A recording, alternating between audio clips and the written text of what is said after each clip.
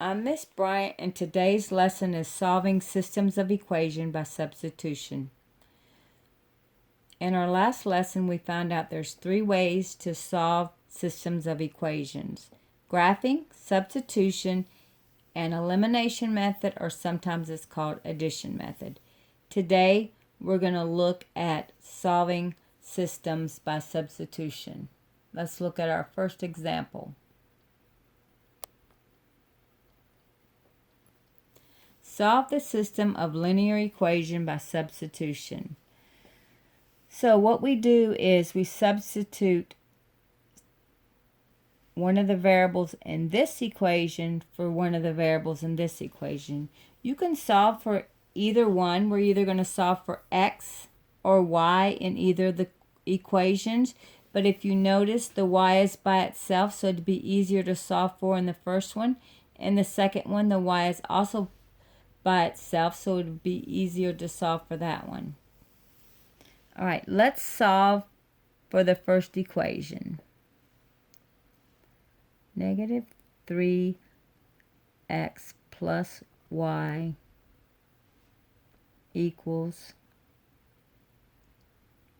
1. We're going to solve for y, so you're going to plus 3x and plus 3x. This cancels, leaving me y equals, let's put our x first, 3x plus 1, because that's in slope-intercept form, and we like that. Okay, now that you solve for y in the first equation, you're going to plug it into the second equation. Everywhere you see a y in this equation, you're going to plug in 3x plus 1. So let's do that.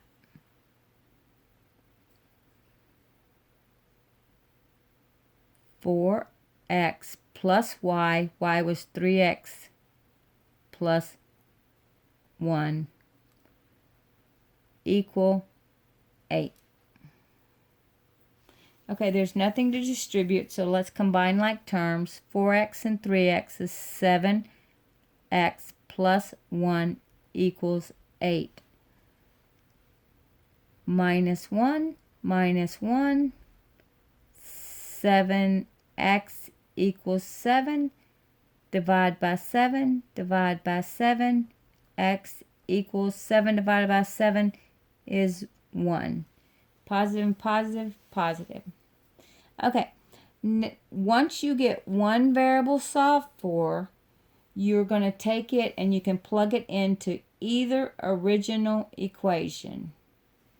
Okay, so let's do that. We got x equals 1. Now I can put it back into either equation. Let's put it in the first one. Negative 3x plus y equals 1. Negative 3 times x was 1 plus y equals 1. Negative 3 plus y equals 1. Plus 3 y equals, like signs, you're going to add and keep the sign, 4. Okay, now let's write your solution set. You should always look like this: x, then y, and our x was 1 and our y was 4. Now what does that mean? If you were to graph the first equation and you were to graph the second equation, the point 1, 4 is where they both intersect. Okay, as we talked about special cases in the last lesson, we need to talk about it in this lesson. Now, if you start trying to do substitution and all your variables drop out and you get a true statement, the answer is infinite numbers of solutions or many solutions. Remember, if you were to graph both of the lines, it would end up being the same line. Okay, let's look at the next one. Now, if you start plugging things in for substitution and everything drops out, all your variables drop out, and you get a false statement such as 0 equal 5 or 7 equal 5, then it's no solution. What that means is you graph the first line, you graph the second line, and they were parallel and they'll never intersect. Okay? Variables drop out, true statement, infinite solutions. Variables drop out, false statement, no solutions. Okay, that is the substitution method. I would like to thank you for watching. Don't forget, study, study, study.